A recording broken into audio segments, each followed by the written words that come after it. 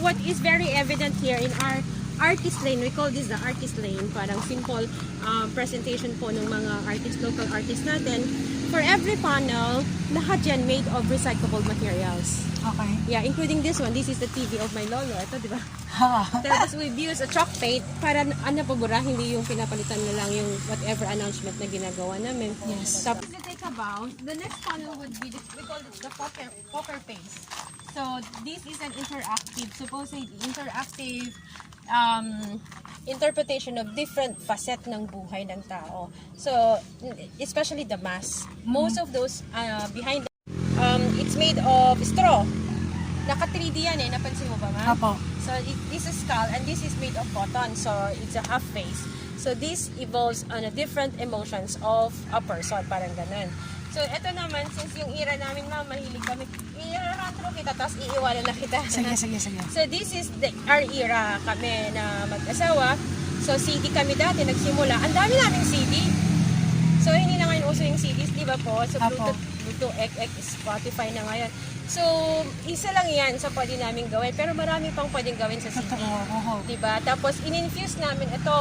This is from Pogaro. Kasi nasa Manawag kami, ma'am eh. This is Manawag still. We are at the boundary of Manawag and Urdaneta. So, ginamit namin yung ratan na, yung tali ng Pogaro. Yung Pogaro weavers kung tawagin.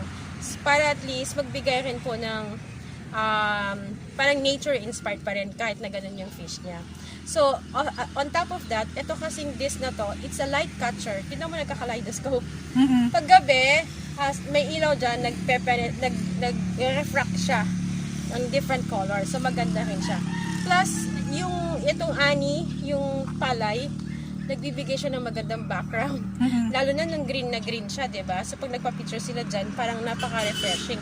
Yung background namin sa likod na palayan, nag-add as a canvas sa mga nagpapa-picture. Plus, meron kaming mga frontliners. Sinocase namin yung mga, tignan mo kung mapapansin mo yung mga bell pots natin. Yes. So, they are teachers, doctors, nurses, so iba-iba. So, these are all the frontliners. It's made of bell pots. Bell pots is the traditional pots na ginagamit nung pagtatanim. Kaso lang ngayon, nauso na yung plantitas, hindi na nabibigyan yung bell pots ng parang binibili nila yung mga gawa sa Korea, China, yung mga plastics, di ba? And yet, etong bell pots, very porous to pa. Ang characteristic nito, kahit hindi ka magdilig for how many days, it absorbs water. Ito, kasi it's made of clay. At ginagawa yan sa San Carlos. So, we gave them a livelihood, yung mga naggagawa ng mga clay pots sa San Carlos. So, sa kanila nang galing lahat yan. And, binigyan lang namin ng interpretation para at least, mas parang nakikipag-communicate sila, yung bell pots mo pa lang. So, may mga local artists kami na nag-paint yan. So, sila yon. So, ito naman yung, it's just web, parang natatrap ka. Yes. So, yun lang naman. Plus, this is the one na na-feature natin sa Balitang Amyanan kasi we call it the crowns. So, it's made of crowns and whatever cups that we have, plus yung background niya, it's a palette. Paleta lang yun eh. So, yan, yung isa sa pwede niyang gawing ganyan or you just have to be creative. Yung nasa baba, it's a junk art. There's also art in every junk na tinatawag nila. Kung mapapansin, tornilyo lang siya, diba? So, nabigyan siya ng interpretasyon. Oo nga, naman ko napansin. Yeah, so ito yan, oh. So, it's intended na hindi siya yung rusty-rusty niya. It's part of the art. So, napupulot yan sa junk shop. Usually, sa junk shop, kasi mga bakal-bakal yan. Pero, kung gagawan mo siya ng art, yeah, you could make an art. It's always depending on how creative you are. So, ito naman yung panel na yan. Ito, it's the window art. Parang window, it's the window of our soul. Parang ganun. Sometimes they call it, di ba, yung mata natin, yung window ng soul natin. So, ang ginamit namin dyan is yung mga, marami kasing nagpuputol ng kahoy, tapos yung part na yan yung tinatawag nilang pinagpistisan. Hindi na nila kinukuha yan. So, hiningi namin, if not, minimal lang yung cost ng pagbili namin. So, sinand lang namin, nilagyan ng varnish. So, ginawa na namin siyang ganyan. Tapos, ito yung mga planters na pwede rin siyang maging taniman. So, mga damit or lumang damit, lumang sapatos. Sometimes, they find it very creepy. But still, yeah, it served. It's very humorous kasi, di ba? Pero it served its purpose na pwede rin siyang maging planters. So, yan yung mga different yung panels namin. Plus, ito, very self-explanatory rin naman. Kasi, parang, because of the sky, it gave a landscape na pag nagpa-picture ka dito, para kang nasa beach. Maganda yung dating niya, lalo na kapag tanghali ka pa. Diba? O, parang Yes. wala ka dito sa Manawag, kundi nasa San Fabian. So, yung shells natin, actually, binili rin namin yan. Pinulot rin ata nila sa San Fabian. Yan ata yung mga corals na wala na ring mga buhay. So, nakatapon lang sila doon. So, Ito mga to? yung ma'am, yung Ayan, nakita okay. na naka-art. So, yun yung corals. Tapos, ito, yung mga logs na yan yung mga pag nagpuputol sila, hindi na rin nila kinukuha. So, ginamit namin in a different purpose. Yung fountain, it's a solar fountain. Oh. So, yeah. So, everything here is paneled by solar. So, kaya pag gabi, naglilit yung buong farm kasi yun lang yung time na nag-o-open yung mga solar lamps natin. So, nakakalat yun sa buong farm. To serve as energy at saka to utilize. Sayang that's very, ayun yung rich sa atin sa Pilipinas. Sa init, di ba? So, dito naman yan, it's just a bamboo. But if you notice, meron dyan yung parang upuan. Yan, nakita namin yan sa isang artisan, papunta ng This one yung yes, ma'am, opo. nakasakit. Basura yan eh. Oh. Actually, basura yan eh. Siningin namin sa kanya. Ewan ko, kasi hindi na siya maganda and everything. So sabi namin, baka pwede na namin siyang bilhin sa'yo, at least makatulong man lang kami. Pero at a minimal cost. So pumayag naman siya. Yung dalawa, it's a tissue holder. Yeah, tissue holder yan. Tissue holder siya ng isang, yeah. Ito, natanggal na siya. Yeah. Diyan siya, tapos dito kukunin yung tissue. Galing! Yeah. So, si boy, girl, tissue holder pa. Ayos ko na natanggal pala siya. So, yan. Pwede siyang tissue holder. Ay, originally, it's a tissue holder. Pero pwede rin siyang gawin namin siyang lamp. Lalagyan namin siya ng receptacle sa loob. Tapos lalabas siya. So, yung ilaw niya sa bibig niya tsaka sa mata niya pag gabi. So, for the meantime, ginamit muna namin siya. Ni-utilize namin siya sa ganyan. So, yun naman siya. So, this one, in-invite kasi Sige kami. lang po. We were invited to attend an Farmer's Arcade by philanthropist named Mr. Arboleda. So, nung umattend kami sa Farmer's Arcade niya, ginamit namin itong art na to. But it's a different color. So, ngayon, that is summer, recycle namin siya. So, nilagyan namin siya ng sand. Siguro winter tuloy sinasabi ko. Pag rainy season, iba naman yung drawing niya. So, nagagamit namin siya. Plus, yung ginamit kasi namin dyan is recycled again. Yes. So, kaya love fun. So, we encourage that all of our guests here is nararamdaman nila yung love not only coming from us, but for them to also love whatever they could see here. Kaya yung love at saka yung fun is to have fun. Yes. Kaya yung mapapansin niyo po yung tagline namin is Baba's Eco Farm where gardening is fun. So you always have find humor in everything that you do para na-appreciate mo siya. Kasi kung kahit naman gaano kahirap ang buhay, kung you're contented and you're happy of what you're doing, hindi mo nararamdaman ng That's pagod. true. Diba po? Oo. So ito, this is just a palette, parang color palette na nilagyan lang namin ng mga plants. But pag umupo ka dyan, this is even upcycled, ang tawag kasi namin dyan. We always believe in the second chance. So lahat to, imagine mo, inukit to ma'am ha? Inukit to. Hindi siya kinat or what talagang inukit siya. So it's a labor of love, and yet nakakalat lang siya doon sa isang furniture shop paakyat. Hindi naman nakakalat, or probably they have so many things na hindi na nila nabibigyan ng pansin. So binili namin sa kanila. So marami kaming mga ganyan dito. So everything, including the net, this is a UV net. So, para nabibili siya commercially, pero kasi this is 80% UV net. May mga percentage yan. Sinasala niya yung ultraviolet rays of the sun para at least medyo may shade rin naman tayo for the meantime kasi wala pa nga tayong puno. But, yeah. So, this is the most, yung mas gusto ko sa lahat. Those bottles, they call it the Eco Brick. So, Eco Brick is one way to help the environment, especially to lessen yung trust natin. Those are those are plastic bottles. May advertisement pa, no? Plastic bottles na nilalagyan natin siya ng whatever na plastic, like yung mga lagay na mga chips. Tapos for every bottle, meron niyang may certain weight na requirements yan. So it's supposedly the other way around. If I could just show you to you, ma'am. Ito yan, ma'am. Ito yung dapat ang harap niya. Dito siya. Ito yung working station lang. See how good it is, di ba? Ay, wow. So, ito yung liquid niya. Na supposedly harap niya, di ba? So, plastic bottles na nilalagyan natin ng mga waste natin, ng mga plastic na ginupit-gupit natin. So, that's called eco-bricking. So, this area, pinakita namin na pwede siyang gawing wall. Yeah? Very steady rin naman siya. So, na-hide namin yung working area niya. Pero, that's only the initial presentation of how to use eco-brick. Marami ka pwedeng gawin sa eco-brick. You could even make a simple structures, shed, storage, diba? So, infuse mo lang ng a little bit of engineering, lagyan mo lang ng konting mga wires, kaya niya nang ma-stand. Yung kung mapapansin mo rin, ma'am, ito, yung mga planters natin, na mga yan, yung mga may drawing po na pusa, bear, mga ganyan. That's also made of plastic bottles. See? Marami kami niyan, nagkalat siya dito sa farm. So, yung mga plastic bottles, ginagawa namin ng ibang way on how to recycle them. So, in a fun way, para at least naman, nandun pa rin kami dun sa branding namin na gardening is fun. Plus, we also, di ba uso ngayon yung mga, anong tawag dun, ma'am? Call-outs. We call it the call-outs. Pero may proper, may, a colloquial term, ang tawag po ba dun?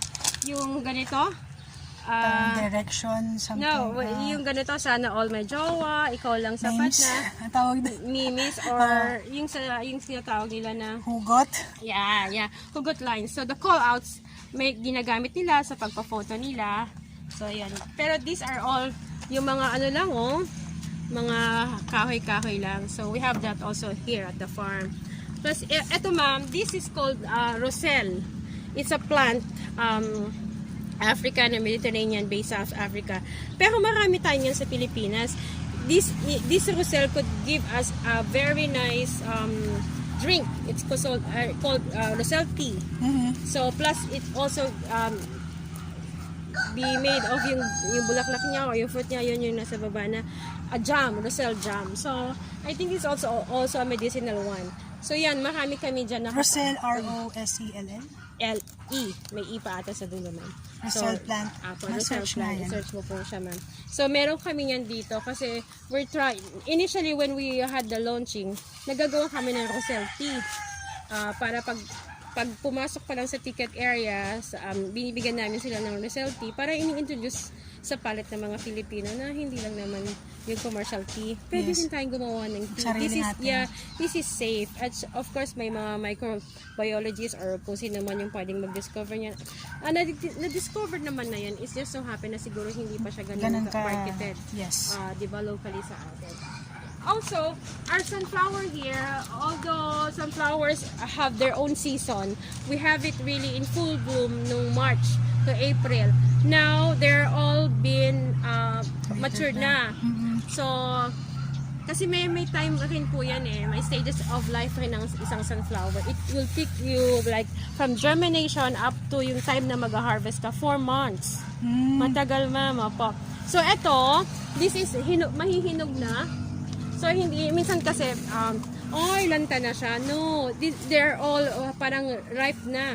So, pag ganyan na siya, we'll let it goes naturally. Then, i-harvest namin siya, ibibilad namin siya. Did you know that for every one big bud, that's more than 200 seeds?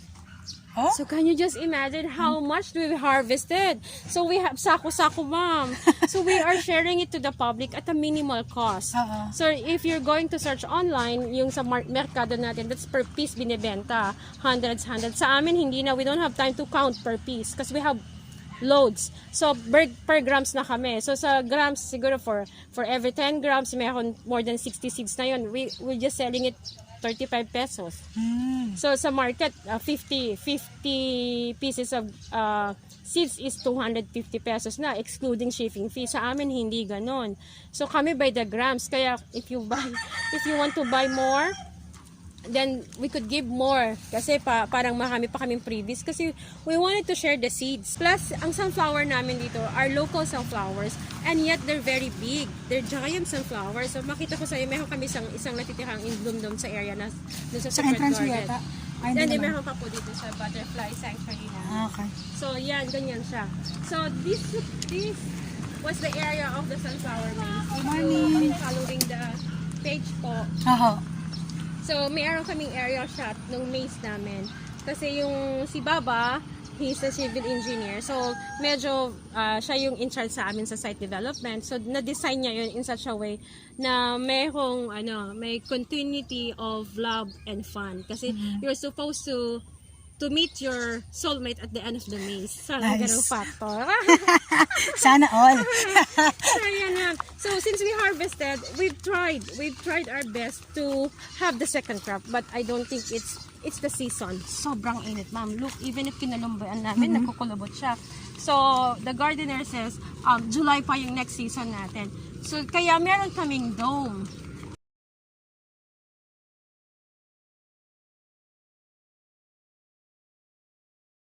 They call this the star dome because merong mga star, di ba? May mga star siya, ma'am, no? So, si Baba ang nag-isip niya na we could make a star dome locally out of whatever resources that we have here at the farm. It's bamboo. We got plenty of bamboo here sa farm kasi the farm extends from the main road up to the other side of the barangay. Hanggang dun pa siya sa dulo. So, malayo pa yung farm. Hindi lang pa namin siya kayang i-develop na dire-diretso. So, these bamboos, yun. So, may engineering rin naman siya ulit. So, we made a local interpretation of a star dome. Yeah? So, may star dome rin. In fact, sa Europe, may Eden Garden doon. It's like this, but it's made of steel and glass. Siyempre, first world country sila. So, tayo, we maximize and we take pride of what the strength of a bamboo and a steel is quite the same. Yes. Pareho lang sila. So, the only difference is that mas mabilis lang yung maintenance ng bamboo, kailangan mo lang siyang to prolong its life, kailangan may ginagawa ka lang na intervention. However, the strength and the stability is still the same as yung steel. So, we have a big dome, small dome, 3 small domes, parang ganun. To 6 in the evening po, nag-offer na kami. So, we've launched like May 1, Saturday and Sunday. May mga family na nagpa-reserve dito kasi because of the pandemic, kids can no longer go out, plus limited na lang sila kung saan sila pumunta. So, they cannot even go to the mall. So, with this, may reservation sila ng family. Nag-serve kami ng simple dinner. Our binalot alababa, kaya busy po yung mga eco guides kasi we have a pre-ordered po. So, we're serving it in coconut shell na naman para organic, hindi naman organic, para eco-friendly, imbis na bibili kami ng paper plates, mga ganun. Kasi we have a buko shop na stall. So, yung buko shells niya, sinasanitize and make sure na talagang natanggal yung bacteria. Tapos, we use it as yung... Speaking of that, binalo, nakita ko din yan. Anong bestseller niya doon? Ang gusto ko Tapa, try. ma'am. Tapa. Okay. So, Tapa. ano yan?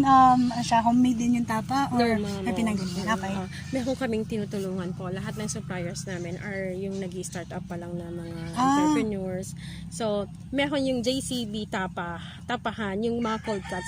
Doon kami kumukuha kasi it's a family owned. Maliit lang silang pamilya. They were displaced during the pandemic at medyo nagkiklik naman. Masarap naman siya plus yung quality naman ng product nila. Sabi namin, ma'am, gusto mo, we could offer that sa farm. Tapos, tie up tayo, sa inyo kami kukuha. Tapos, sige po, ma'am. So, nagtutulungan kami. Well, anyway, ma'am, so, ito. So, meron kaming buskers na nag-entertain. Yung mga young talents na gusto nilang i-showcase yung talent nila without fee at all, or if not, at least a minimal cost. Na hahasa yung talent nila, yung confidence nila to entertain, di ba? So, yan, dyan, nagsiserve kami. May mga, yung tables namin doon, pagdating sa hapon, binubuhat namin dito, only on a Fridays. So, yan yung nangyari sa amin ng weekend. So, it was just right. Minimal lang yung cost ng namin, plus manageable yung number. Happy naman sila. It was done under the stars. 6 in the evening up to 8 in the evening is a good experience for them. But this coming weekend, maglalabas kami ng glamping with a movie. May outdoor movie kami dyan. Kasi kagabi nag-trial na kami for ourselves. So, meron kaming projector, nanood kami ng movie. So, kailangan sinicheck namin if the guests, so this would be a group. So, if we will provide the banig for them, tapos kung hihiga ka and relaxing ka, you're watching a movie under the stars. Tapos mahangin dito, malamig dito sa gabi. Makikita ba yung line of sight mo? So, sinicheck namin yung line of sight. We started to put the LCD projector dito, tapos yung screen dyan. Tapos, pag dito, may distraction yung mga sasakyan dumadaan. Pag dito naman, not everyone could see it visibly. Kasi we have 4 areas of the domes. So, the perfect spot was here. So, dito tatayo ang LCD screen namin, widescreen projector, so manunood ng movie. So, kasama yun sa package na i-offer namin this weekend because it's Mother's Day. Plus, if they intend to stay overnight, they could do a glamping. So, may mga domes kami, tapos magdadala ka ng sarili mong tent. Okay. So, yung mechanics nun, it will be out latest today. Napag-usapan namin yun kagabi ng farm manager. Tapos, so, magsaserve kami ng dinner, plus with drinks na, plus the movie, 2 hours movie, then we'll leave you at peace. Kasi this area will now be for you, for your glamping. Tapos we will give you a kit for your hot dogs or for your barbecue, that you could have your own barbecue. Kayo na yung magluluto yan. Plus your socialization na nila. Kung sino man yung mag-a-avail nun. Plus the following morning, pag nag-check out na, nakapackage na rin doon yung breakfast. So, mga ano yung mga ganong package? Ma'am, initially we're offering it 500 pesos per head. Per head. So kasama na yung dinner, yung movie, yung drinks, yung stay nyo dito sa farm, plus yung breakfast nyo the following day. From 6 p.m. to The following morning. mga 8 ganun. 8 o'clock po. may check out. Morning will be, breakfast will be served at dun sa Anong restaurant. tawag sa program na yan? Glamping under the stars. Glamping. Wala pa. Not sure pa. Kasi lang. Okay, pero okay. i-out yun. So, we're pushing that on Friday, Saturday, and Sunday. Nakabook na ata yung Sunday namin. So, yung Friday, Saturdays, yun. Plus, may buskers sa kanyon. During the time na kumakain sila ng dinner, isa-serve ang dinner 6 o'clock to 6:30 probably. Tapos, may nagsiserenade na sa kanila. Pero yung movie will start 7 to 9.